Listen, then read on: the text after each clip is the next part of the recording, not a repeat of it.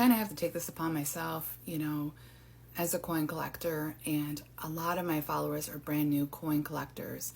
And one of the number one and one of the most confusing things is finding a doubled die variety.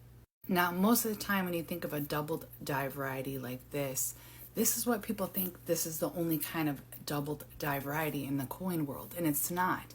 And so I kind of want to break down some different classes of doubled die, what to look for, what not to look for, how to kind of distinguish between, is it really something, or is there die deterioration going on? Is machine doubling happening? Let's get into it. Now, first, this is a really good image of machine doubling, and you see that it's flattening and shelf-like. And this also happens, you guys, with push doubling, which is no extra value. Die deterioration. When you see die deterioration, you're going to actually see it like fattening the letters and expanding out, and not in just one direction, like the full part of this is going to go out. Now, doubled die varieties are a little bit different because there's different kinds.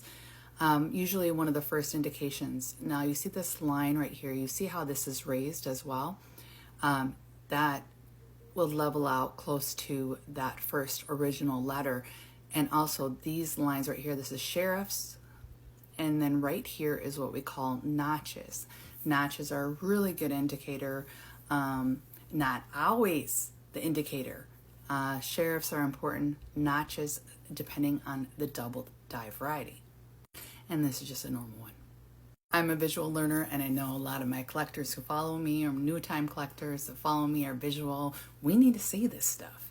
Okay, so this is a real doubled die variety called the Hot Lips variety.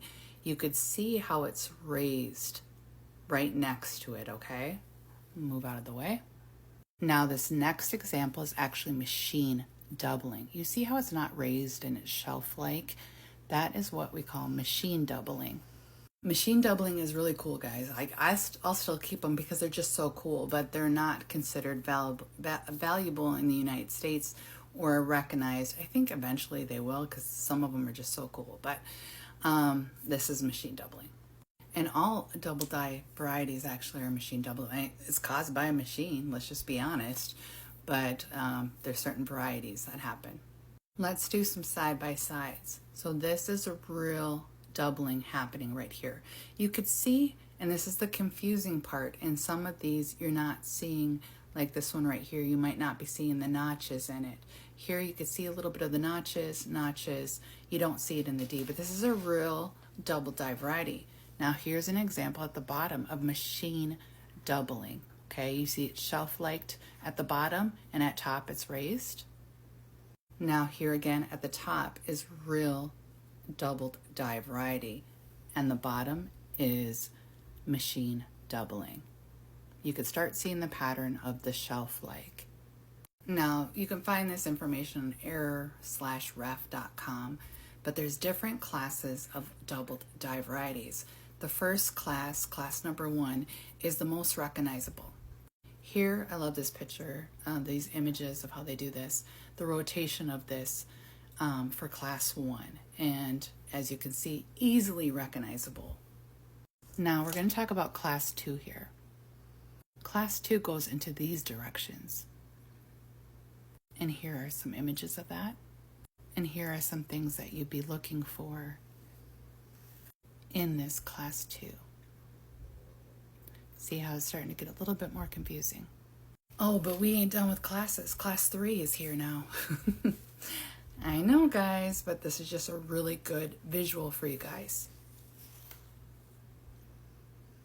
Class 3 is when the first design is then overlaid with a second design. This happened in the case of the 1960 large date, small date over large date. And just some more image. And here's the final image. Class 4 doubling happens when the centers are offline and they kind of miss the mark. Here's the image of that. And this can cause the doubling in the ear. So if you ever wanted to know, the ear doubling effect, Now, class 5 is pivoted hub doubling.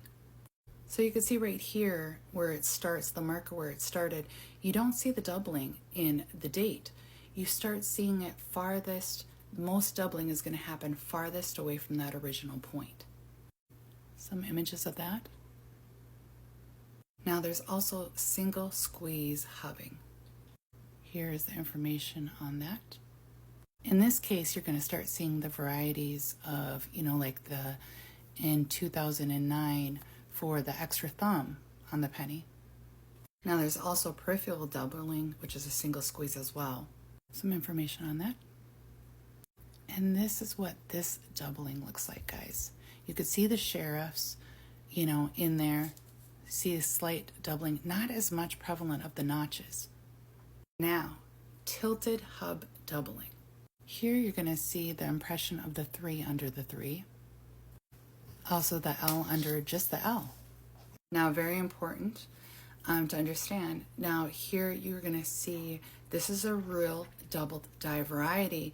You can see a little bit of the notches. You could definitely see the sheriffs in it, but right here at the bottom, this is actually die deterioration happening. You see that, like definitely in the Y, you can see the expansion, the shelf-like expansion happening right there. That is die deterioration.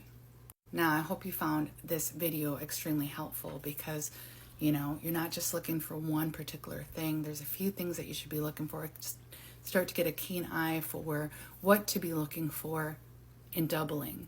And I hope this really, really helps you.